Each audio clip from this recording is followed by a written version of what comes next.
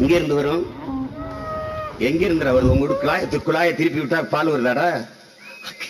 இந்த பைத்தியக்கார பயில வச்சுக்கிட்டு நீங்க என்ன செய்வீங்க சொல்லுங்க. பல தடவை சொல்லிட்டு கிருஷ்ண பரமாத்மா ஆடுமாடு மேய்ச்சிருக்காரா?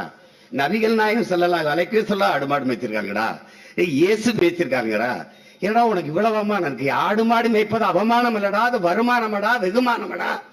அதான் ஒரு ஆடை வச்சா 40,000 வாங்கினாண்டா, உன்னைய வச்சா 4 ரூபாய்க்கு கூட வாங்க மாட்டான்டா. ஏன் உனக்கு அறிவே கிடையாது? அறிவே கிடையாது.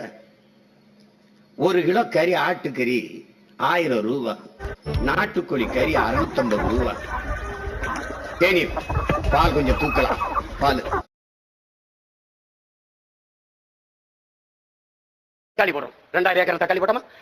தக்காளி பதப்படுத்தி வைக்க குடி விட்டப்பட்ட கிடங்கு அங்க வேலை. அப்ப தக்காளி பெட்டிகள் அடுக்கிறதுக்கு படிச்ச வேண்டிய இல்லை. எத்தனை பெட்டி அடிக்கிறதுங்கிறது படிச்ச தேவைப்படுறான். இப்ப இதை சந்தைப்படுத்த வெளி மாநிலத்திற்கு, வெளிநாட்டிற்கு, உள்நாட்டு மக்களின் தேவைக்கு.